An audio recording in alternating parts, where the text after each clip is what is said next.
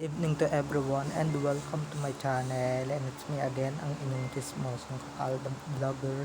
Gusto ko munang magpasalamat sa inyong lahat sa mga walang sawa na tumatangkilik na nanonood, sumusupport at sumusubaybay ng mga content ko here on my YouTube channel. So huwag ninyong babaktawan o lalaktawan tong ating content ngayong araw. I'm sure na hindi ninyo pagsisisihan na pinanood nyo ito mula umpisa hanggang hulihan, and syempre wag kayong mag-i-skip ng segment, okay?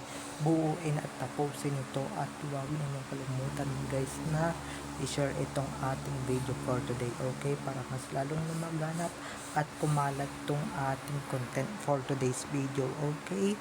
So dumako na tayo sa ating main topic for today's video. Ito na nga mga ka-Aldab Nation, ito na nga no, mukhang unti-unti na talagang nawawala at nalalagasan ang sarsuela. Buti na lang andito pa si Crispin, parang nga naman may karamay si Atae, no? So eto na guys, watch this. Mamaya ipapaliwanag ko sa inyo ng buong buo. So eto na guys, watch this.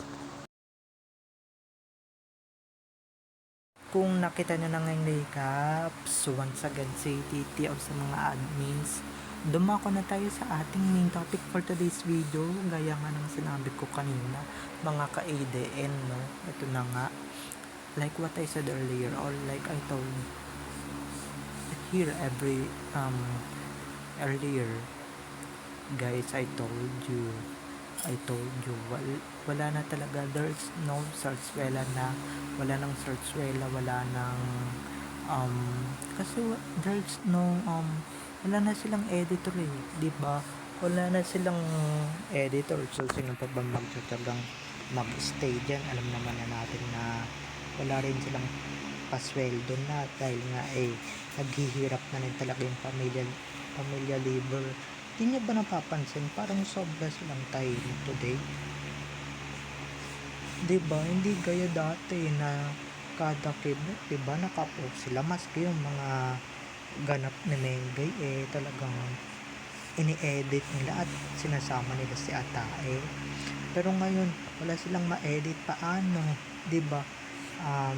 Wala na rin silang maipasahod sa mga tauhan nila or sa mga editors nila. Ano yun, edit lang, wala, hindi sila papaldo, diba? Edit lang, wala silang panlamon, wala silang panggastos nila sa araw-araw. So ba't sila mag-i-stay sa pamilya or sa isang trabaho na, diba, sa trabaho na ginagawang, or sa trabahong walang ibang alam gawin kundi puro kagaguhan? Mag-i-stay ka pa ba doon?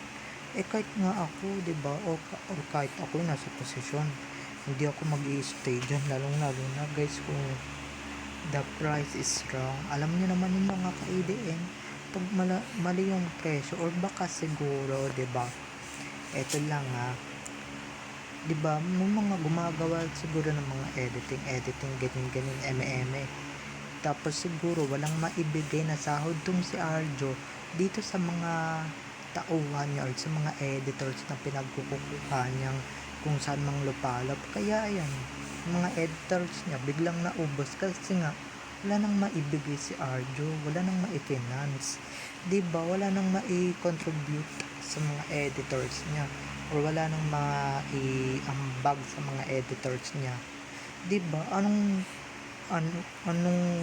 gagawin ng mga editors diyan? Hihintayin, ano yan, libre lang mag-edit? Lahat naman sila ginagawa nila yung mga best nila para lang maipalabas yung mga picture maipalabas lang na katotohanan, di ba? Maipalabas lang na totoo at hindi edit. Pero kami, nahahalata naming edit yan, nahalata naming puro kabalbalan yan at puro kagagupan, di ba? Kaya ayan, bigla kayo naubos, bigla silang naubos at biglang natahimik din sila. Hindi kadakibot yan mga yan ang mga label, kadakibot yan nasa camera yan, nasa SOCMED lahat yan, diba? Ako lang ba nakakapansin, o kayo din napapansin ninyo na nabigla na rin talagang nawala ng gana yung mga culturalist na army na yan, 'di ba? Biglang nawala ng gana na mag-edit. Paano yung amo ninyo naghihirap na, naghihikahos na sa hirap, 'di ba? Naglululuhod na nga lang 'di ba, para magkaroon ng pera, tapos 'di ba, tapos kayo mag-e-edit pa kayo. Ang kapal naman ng mukha ninyo kung mag-i-stay kayo dyan. Kung ako sa inyo, magbago kayo, maghanap kayo ng stable job, 'di ba? Para naman sa ganun may silbi naman kayo dito sa lipunan ginagalawan natin, 'di ba? Para naman hindi naman talaga tayo pahiyayan. Syempre, um, gumawa na rin kayo ng mabuti, 'di ba? Kasi alam niyo naman yung mga editings ninyo talagang naboboka din, at 'di ba, wala na rin, at saka try nyo rin talaga mag-aral, 'di ba? Para naman hindi palpak yung mga editings ninyo. Syempre yung mga ano ninyo, yung mga ginagawa ninyo hindi palpak, para hindi nakakaya. Buti na lang talaga kahit lumayas na yung mga editors ni Aw Aw or ng Liver Family, syempre may saltik din sa utak yung nag-stay pa rin.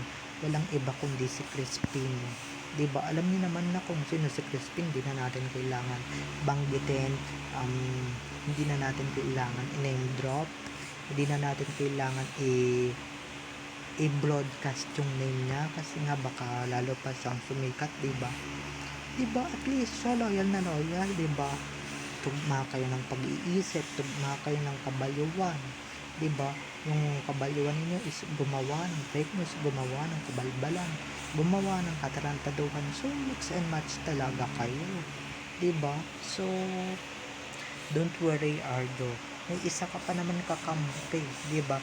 Nawala man yung mga editors mo, nawala man yung mga dati mong siraulang mga editors, at bumalik na sa katinoan yung pag-iisip nila, may isa pa rin baliw, talagang baliw at may saltik sa utak yung kakampi mo, iba na gumagawa pa rin ng fake news at naghahasik pa rin ng laging dito sa softmed or dito sa mundo ng showbiz or dito na sa mundong ibabaw, 'di ba? So don't worry, para 'di ba, tiniran ka talaga ni God kahit papaano, naawa pa siya sa iyo, na come on, 'di ba? Tiran natin si Ardo ng makakasama pa, dahil baka mamaya mabaliw yan, 'di ba? Baka mamaya lumala yung saltik sa utak niyan, 'di ba? Baka mamaya 'di ba, baka mamaya magsisa-sisa na yan, alam mo naman, 'di ba? So tinira sa si Crispin. Alam niyo na kung sino si Crispin, hindi ko na kailangan ispelingin pa sa inyo kung sino ba si Crispin or kung ano ba talaga yung pangalan niya. Pero alam niyo naman na, okay? Dahil nakakaawa naman, unting-unti na lang maeng-eng na yan. Pag walang nakakausap, eng-eng na nga sa politika, eng-eng sa showbiz, tas eng-eng pa. Iniwan ng mga editors niya, iniwan ng mga taong maaasahan niya, na talagang kahit naghihirap na siya, pwede niyang makasama. Pero hindi, 'di ba? Kailangan din naman may mailamon ng mga editors mo, kaya nag-resign na sila sa inyo. At 'di ba, ang sarap lang sa feeling na wala nang mga editors, wala nang mga editing, wala nang mga eme, wala nang ganito, ganyan na fake news, wala nang nagpapakalat na magkasama si Min at si Arjo, 'di ba? Wala nang mga ganon, mga ka-EDM, bagkus talagang natigil na talaga sila, 'di ba? Or kaya nawala na yung mga saltek ng mga army, 'di ba? O ng mga editors niya, siguro nagising sila sa katotohanan na talagang puro fake news lang talaga yung ikinakalat o pinapakalat ng kanilang amo na si Aw Aw, 'di ba? Pero don't worry, be happy, kasi nga may isa pang nagkakalat ng fake news, walang iba kundi yung kakamping Arjo na si Crispin, okay? Kumbaga siya si Sisa, 'di ba? Nagkita na sila ng anak niya, ng long lost daughter niya, 'di ba? Nagkita na sila ng long lost daughter niya na si Crispin, 'di ba, na parehong may saltik at parehong nagkakalat ng fake news between Alden and Maine, 'di ba? Kung anong or about our Maine, yung fake news ng Aldab na kunwari kasama si Arjo is hindi naman pala talaga totoo. So don't worry, 'di ba? Hindi pa nauubos yung kakampi mo. 'Di ba? Matibay-tibay pa yung sikmura niya ni Crispin. 'Di ba? Matibay-tibay pa, gaya pa yan ng sikmura mong matibay. And syempre kagaya mo rin yan na ang kapal-kapal ng pagmumukhang magpakita pa sa camera kahit na masyadong kahit na masyadong, 'di ba, kahit na masyadong malungkot na yung life niya, malungkot na yung buhay niya. So don't worry, 'di ba, hindi ka hinahayaan talaga ng ating amang likha na talagang tuluyan kang mabaliw, 'di ba? Tuluyan kang magkaroon ng saltik, tuluyan kang masiraan ng bait, 'di ba? Tuluyan kang matuluyan o masiraan ng ulo, 'di ba? Baka mamaya malagay ka na sa mental institution, 'di ba? Pag nawalan ka pa ng kasama. So, ayan, ginawan ka pa niya ng isang kasama, don't worry, tinalan ka pa niya talaga ng isang kasama. So finally, dalawa na kayong baliw, 'di ba? Pero mga editors mo, bayaan niyo na sila, 'di ba? Bayaan niyo na sila or bayaan mo na sila. Baka nga naman nagising lang sa katotohanan yung mga editors mo na tama naman pala yung nababalitaan nila ang mga chinichika namin na talagang Hindi ka ba tapos? na talagang ichinichika namin na talagang wala talagang Armin at Aldab lang talaga yung meron. Okay mga ka-ADN, so bye-bye na mga ka-ADN, I love you all, have a nice day, keep safe and God bless everyone, bye-bye, I love you all, enjoy watching, see you on my next video, bye-bye, don't forget to subscribe to my YouTube channel and syempre don't forget to click the notification bell para pag nag-upload ako, kayo agad ang unang-unang manonotify sa aking mga susunod pang i-upload ng mga videos. Okay? So, bye-bye na mga ka-ADN. I love you all. Have a nice day. Keep safe and God bless everyone. Bye-bye. Happy Sunday. Bye-bye.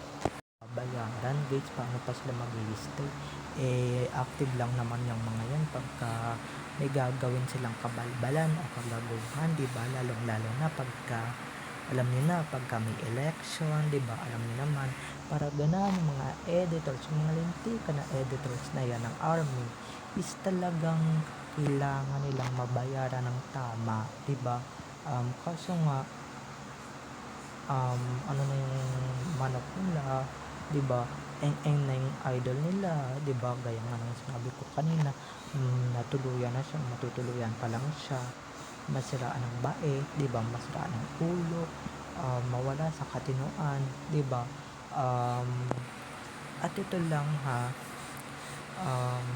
siguro din naman active lang naman yung mga yan, di ba? Gaya nga ng sabi ko kanina, pagka gagawa talaga sila ng news or fake news, di ba? Pag gagawa sila ng mga scripted mga scripted ganito, ganyan, di ba? Gagawa sila ng mga ganyan, naku, active na active yung mga yan, lalo na pagka natapat pa sa election, di ba? Kung saan madalas talagang magpa-mood si Arjo at madalas din talaga yung mga editing. Pero nung, di ba, napansin ko nung nakaraang election nga, parang nawala na rin talaga sila bigla kasi nga yung idol nila is sa nakaraang midterm election, di ba mga ka-ADN? So ayun lang. Okay, enjoy watching everyone, bye bye.